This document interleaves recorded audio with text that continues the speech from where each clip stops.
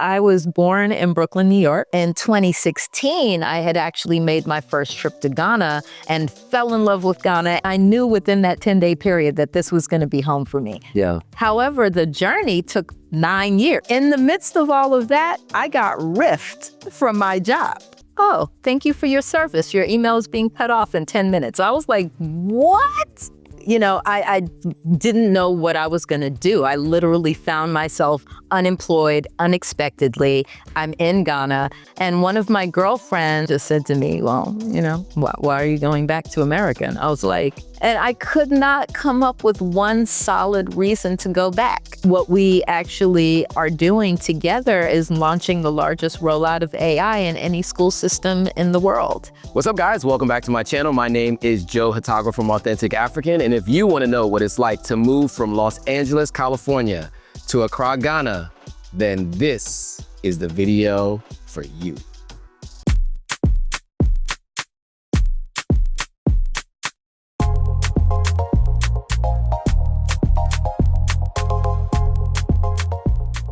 So I'm here with Teimosa Martin. Hey, so Tamosa and I met in 2022. How did we get in touch with each other? Well, you know, I found your channel. Okay. And I, of course, was watching it. I was like, this guy is amazing. I love his content. So I said, let me reach out and see if he actually answers. And I was really, really pleased to see that you were open and receptive. And then surprised, he turned out to be in LA. So we got a chance to meet each other actually in person. Yes, and it worked out. And you were talking about the idea of moving to Ghana at the time. So that was 2022. And so we'll get into your full story, but I think it's interesting that a full circle moment came to be. You're here in Ghana. We met up in December of last year. Yeah. And I was like, you know, now that you're here, I'd love to interview you and tell your story to the folks out there. For those of you who are considering moving, I think Tamosa's story will be interesting to you. So let's start with where you were born and where you were raised. Yes. I was born in Brooklyn, New York. I was raised I'm a diehard New Yorker. I'm from New York through and through. My mother's Trinidadian, my father was American, and most of my brothers and sisters were Trinidadian, born there. Me and one of my sisters was born in the States. Okay. So. And did you grow up in New York? So you spent your, okay. When I was 12 or 13 years old, you know, New York was getting kind of hot. So my parents were like, no, we're moving from New York. And we went upstate, culture shock, you know, very unlike New York culturally, you know, in terms of diversity. So I hated it. I absolutely hated it there. And I graduated from high school very, very quickly. So I was 15 when I finished high school. Wow. And I immediately went to college and, you know, started my life. Nice. So, where'd you go to school?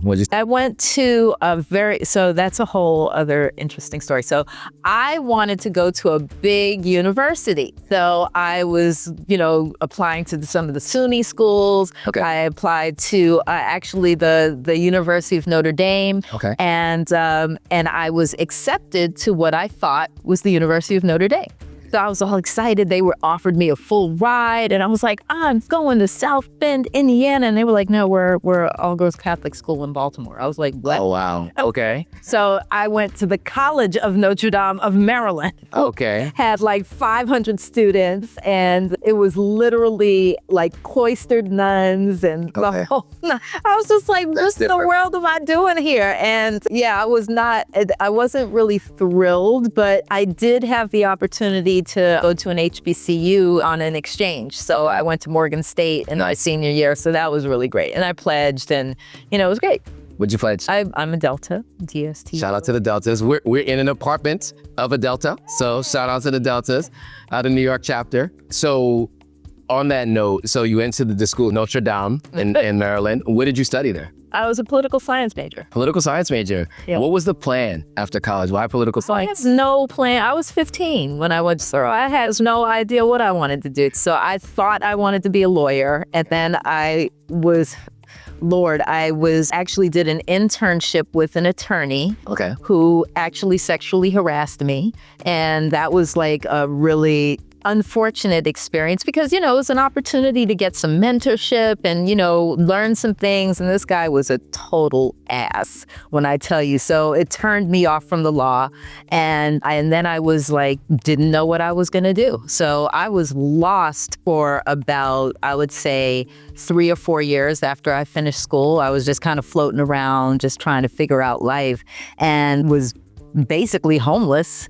And, I was like, how I got a degree and I have nowhere to live. And that was very disappointing because, I, like I said, graduated at 15, was super smart, had the whole scholarship, literally graduated with no debt and could not find a job. So there was somebody that I was acquainted with who worked at the Board of Ed, said, you should go and become a teacher, they hiring. And basically back then, all you needed was a pulse. So I wound up going into teaching and absolutely hated the profession. Okay. Because that wasn't my vision for myself. There's some people that's their calling. I kind of found myself there and, I was decent at it. So, but I realized that teaching was not necessarily my calling. Leadership was. Okay. So I said, this is not, if I really want to make a change in this world, I'm going to need to be an education leader. So I went down that road, and that's actually what I wound up doing. And so I'm still in the profession almost 30 years later and doing some really impressive and interesting and wonderful work. Okay, so let's fast forward to 2022 when we met. Yeah. So what were you doing at that time when we met in 2022? Yeah. So at that time, in 2022, I had been with a nonprofit organization in the U.S. At that point, I had been there for 12 years. Okay. So still on my leadership journey. So by then, I had moved out of the actual brick and mortar schools, and I became an executive leadership coach. So I had some success as a leader myself, transformed the school in Oakland. And I actually started building a network of schools that were learning from each other. I was working with a really great organization that was supporting schools by providing them with tools and resources and really high quality assessments that were not just about testing kids, but really about providing teachers with information to help them transform their work. So I would really love the organization. And it gave me a lot of flexibility because I worked from wherever I was. Especially after the pandemic, that transformed so much. So it gave me the flexibility to travel, but still be able to be productive and do my work. So in 2016, I had actually made my first trip to Ghana and fell in love with Ghana. And I was coming back and forth like multiple times a year. And my job enabled me to do that because I was able to work from here.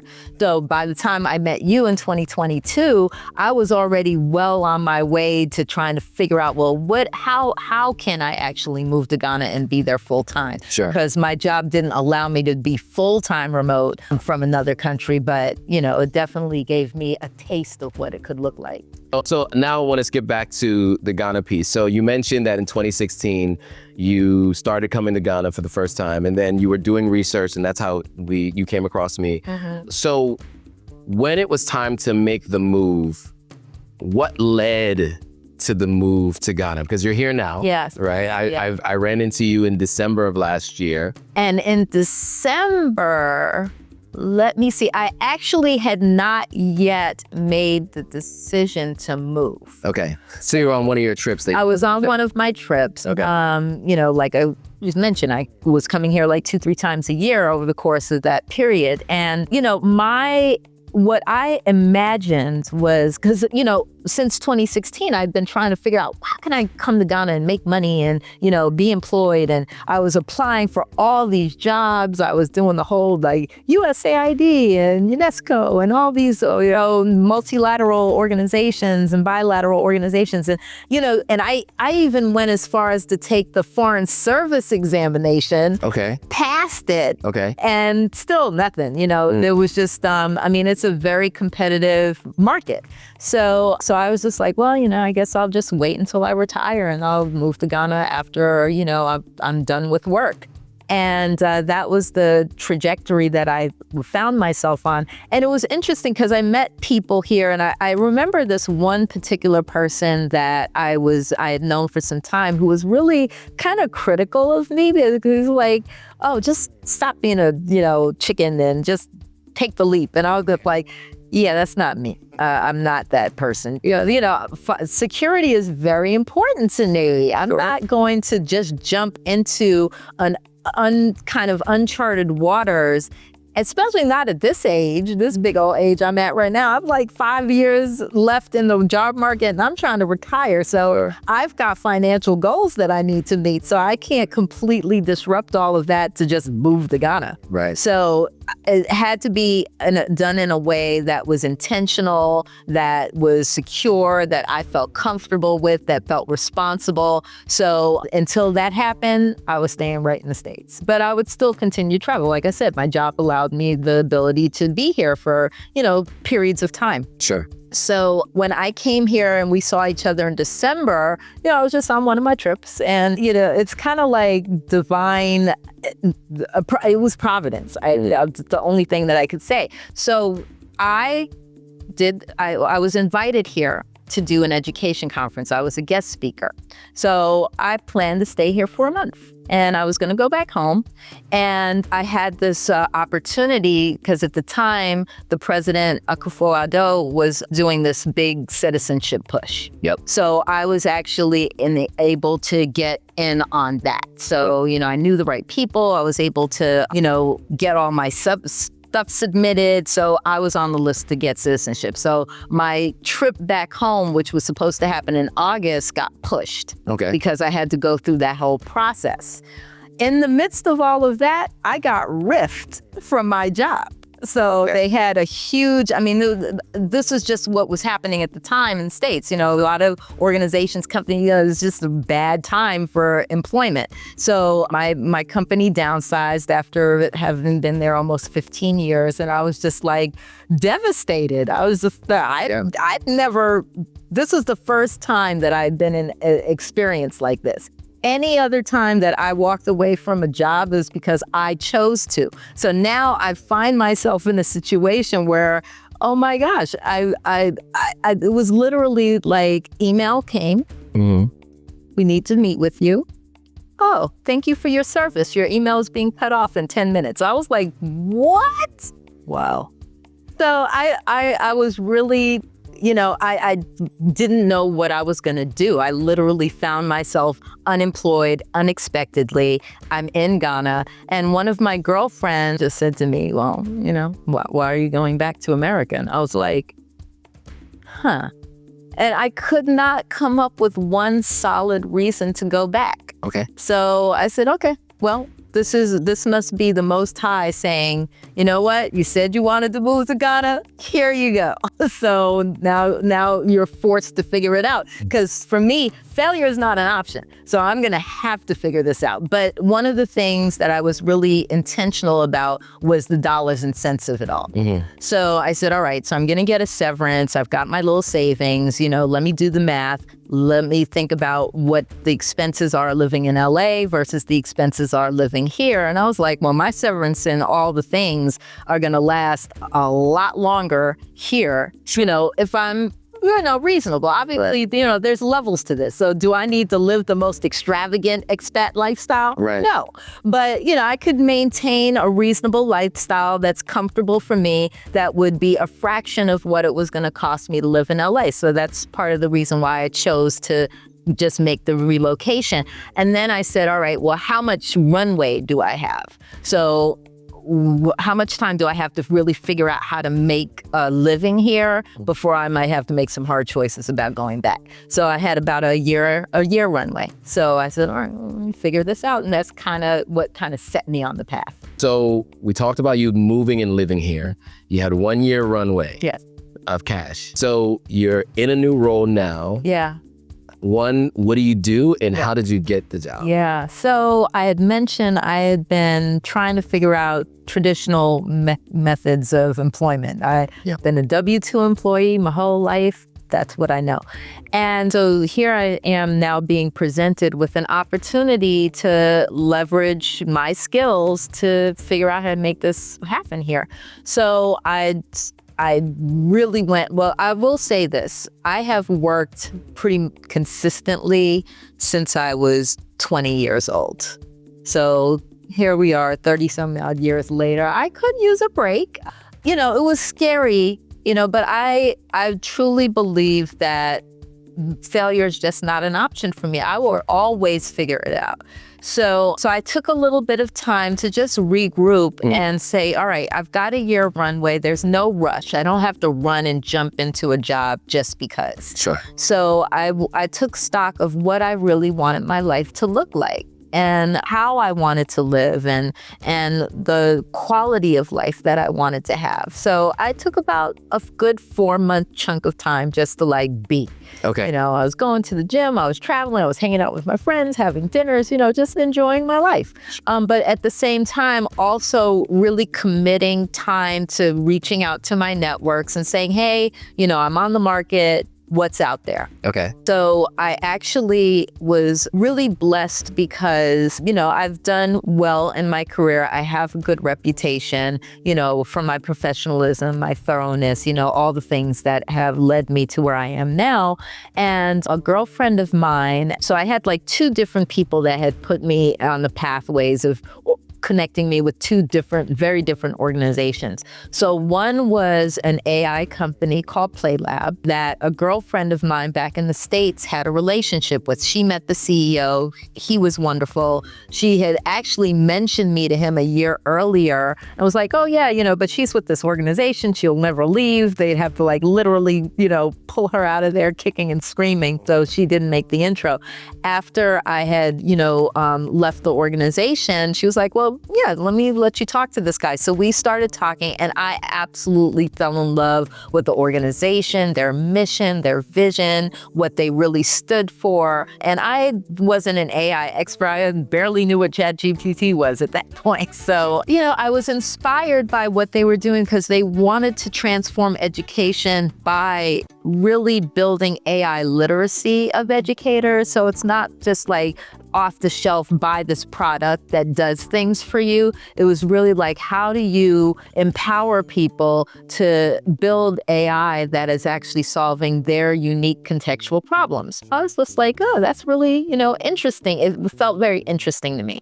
So the CEO of the company and I had many conversations over the course of several months, but we hadn't quite figured out what could a relationship between us look like. So in the meantime, I'm still exploring other things.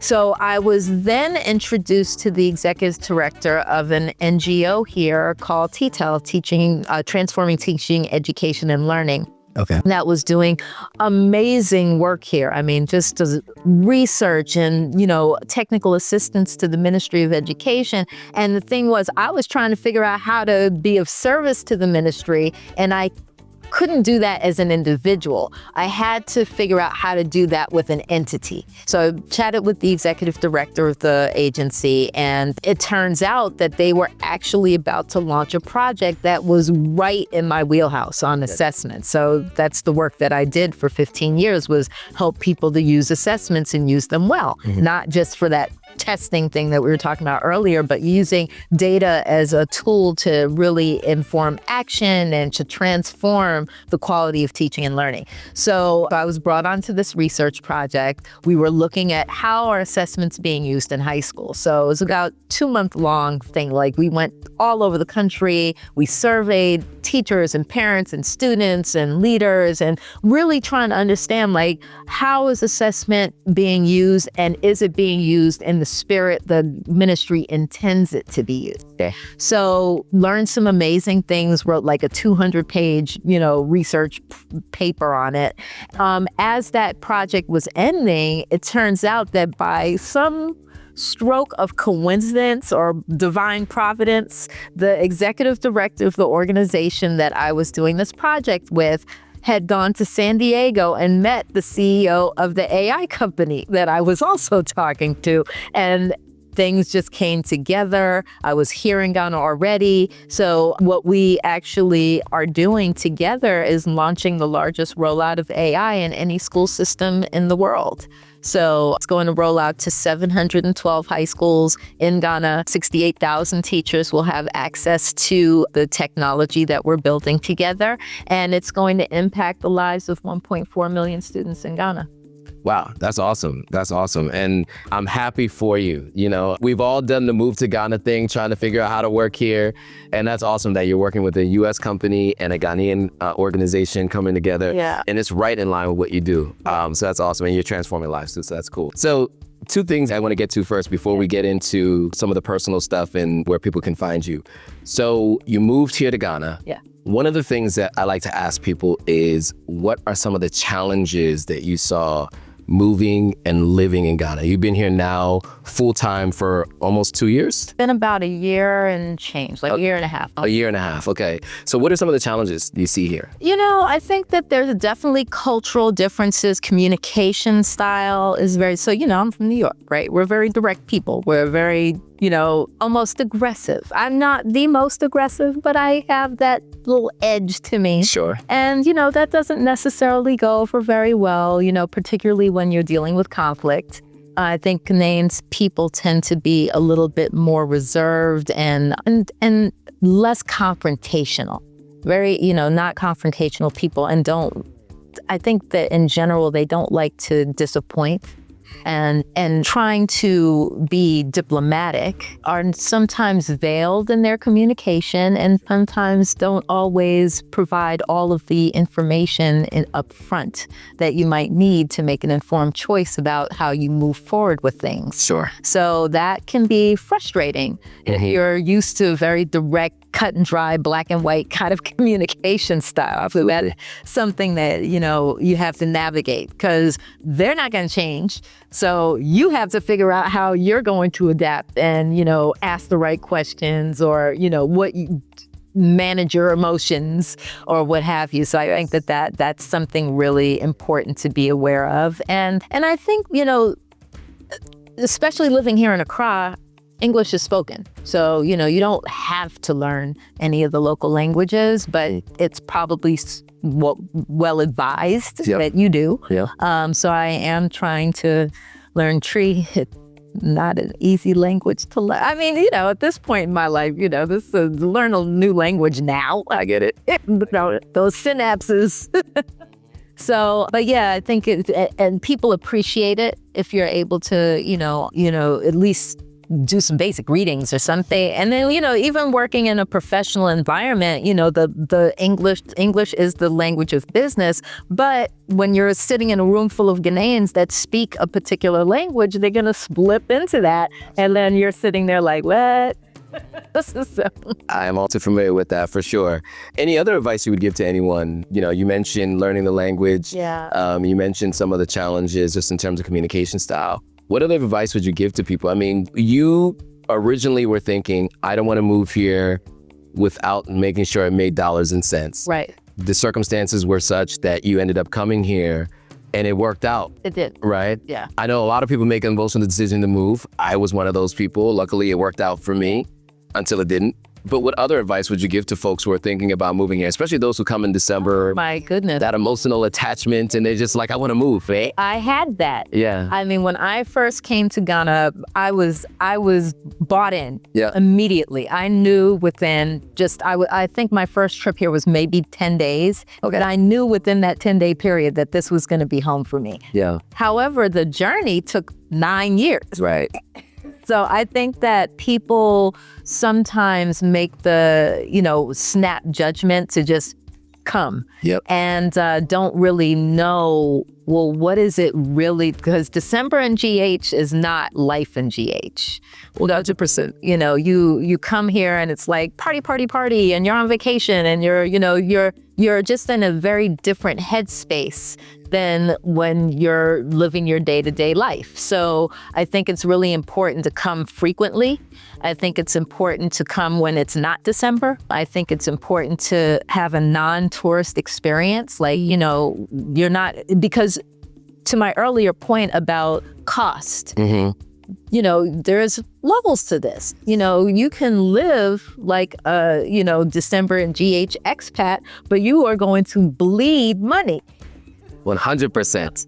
Because Accra is not cheap. I mean, it's, again, when I did the dollars and cents calculation of like, what could I afford and would my lifestyle be cheaper in Ghana than, in LA? Yes. I mean, but again, that was me working with a full-time job. Yes. And I knew that, okay, here's the amount of runway I have before I need to make some hard choices. But I really had to sit down and be very intentional about my expenses, how I chose to spend money, where I choose to eat, how I choose to hang out, where I choose to live, all of these things, because just the other day was looking in an apartment and they were like, $3,000 a month. I was like, USD? In Ghana? Well, in Accra, I wasn't even paying that delay. So you can have that. Yeah. But, at the same time, I'm not moving to Accra to live like I'm a baller in Beverly Hills. Right. So I think it's really important to just be very honest with yourself about what your financial situation is. You cannot come here with $2,000 in your bank account and think that you're going to be okay. That is not going to work. Absolutely. Because I've heard many a story of people who've come out here and were unprepared and had to run back home with their tail between their legs because financially they were unstable. And you don't want to do that. Absolutely. Because I feel like it would be really painful for me to move back to America. After having this experience, I have zero intention on moving back to America. Will I go back and visit? Of course, my family's still there, friends are still there. I'll go a couple times a year for maybe 4 or 5 days. And that's about as much as I can tolerate and that I'm ready to come back. Yeah. But, I just would really hate for someone to come here and have an experience and enjoy it, but not be able to sustain it. Well put. So I want to ask you about the other elements of your life. So you have your career and work figured out after ending a 15-year relationship with an organization that you were at. They let you go. They let a lot of people go. You let a lot of people. I know what that's like to go through something like that. Moving to Ghana and, just being, you said, right? Just living and being, and then finding this serendipitous relationship through your networking. Yeah. In that time, it would seem that you have to have a social life, right? So you have to have a social life. So, I always like to ask, now I like to ask people about what it's like dating. I've dated in Ghana. I think you have to be really clear about, a couple of things, like financially, what works for you, culturally, what works for you, in terms of communication-wise, what works for you. So, so it's been a little bit of navigating.